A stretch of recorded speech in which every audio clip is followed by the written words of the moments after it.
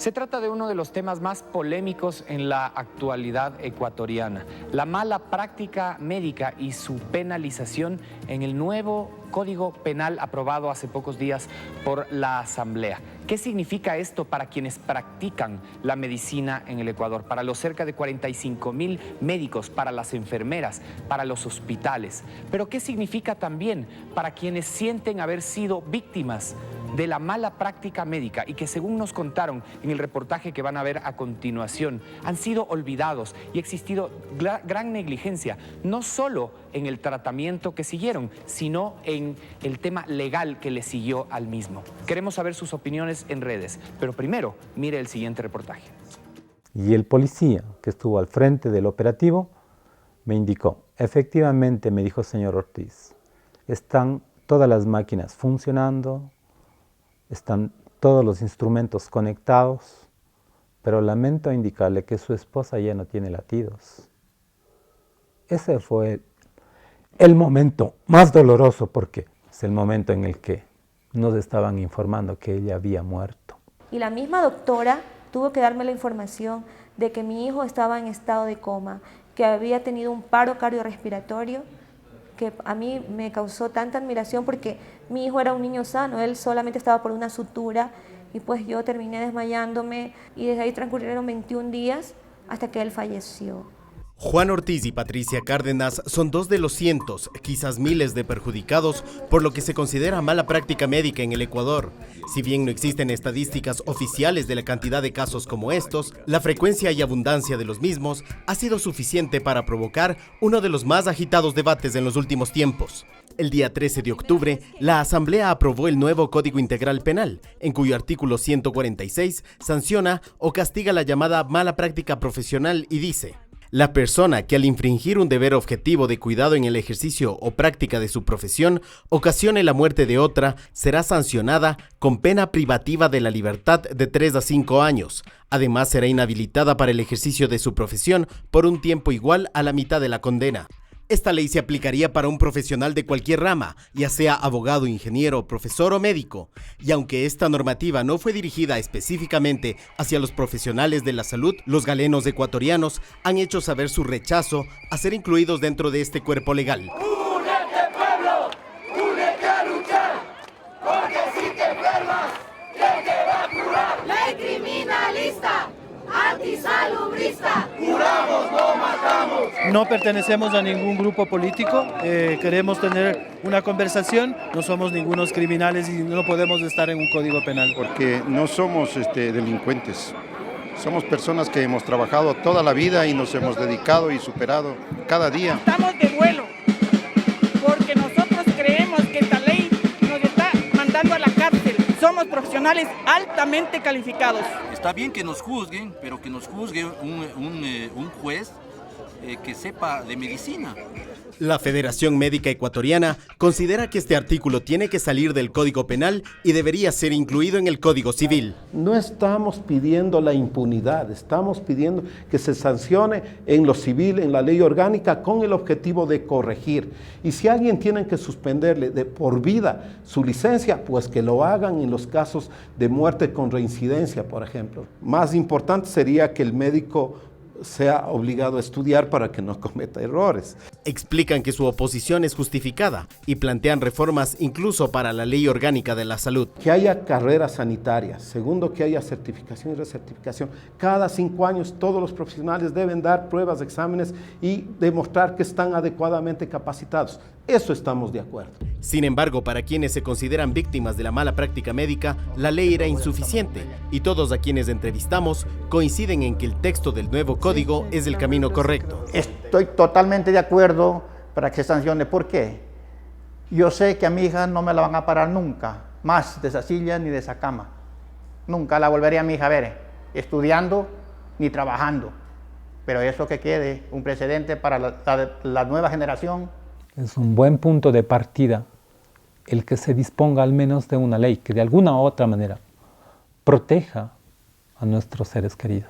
En las calles existen opiniones divididas. Pero yo sí estoy de acuerdo definitivamente con la penalización del Código Penal, con las sanciones contra los médicos, pero ya le digo, eso tiene que ser demostrado y probado en un proceso judicial. Pero es para que tengan más cuidado.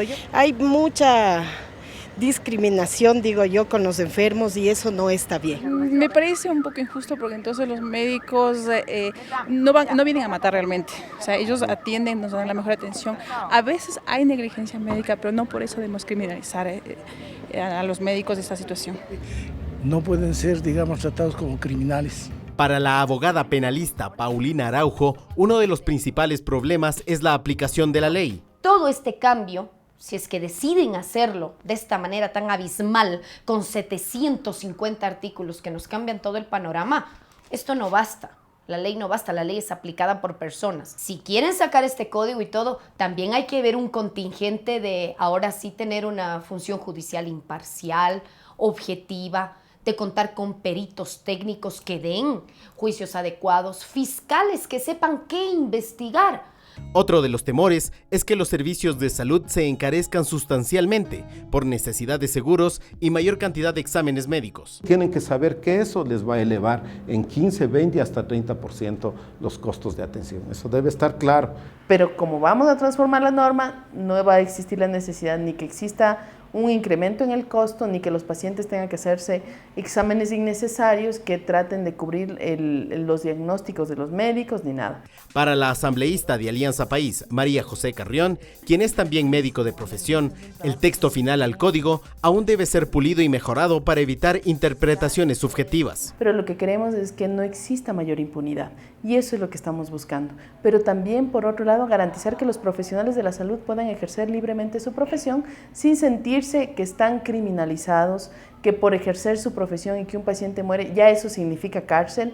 De ninguna manera, en ningún momento esa es la idea, ni por allí va eso. Lo que estamos haciendo es escribir normas que garanticen que exista justicia para los malos profesionales, que son los menos, pero que existen, que están en el sistema de salud público-privado y que tienen que tener una sanción. En caso de que no existieran reformas al borrador del código ya aprobado, distintos gremios de médicos y enfermeras de todo el país han anunciado continuar con plantones y protestas simbólicas e incluso renuncias masivas que podrían tener serias repercusiones en el sistema público y privado. Renunciar en vez de estar en la cárcel.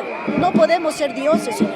Nosotros nos preparamos para ayudar a la gente. El presidente Rafael Correa el sábado 26 de octubre mencionó que estos artículos deben ser debatidos hasta encontrar un equilibrio en la ley. O sea, ahí hay demagogos que dicen no, que no esté en el Código Penal la mala práctica profesional. En eso no vamos a ceder, pero es claro que se debe sancionar la mala práctica profesional como en cualquier parte del mundo. La mala práctica médica puede ser negligencia grave, etcétera, protegiendo al médico, pero también, y por aquí me encontré yo con familiares de víctimas de mala práctica médica, tenemos que proteger a esas víctimas. Entonces vamos a encontrar el justo medio, así que no se preocupen.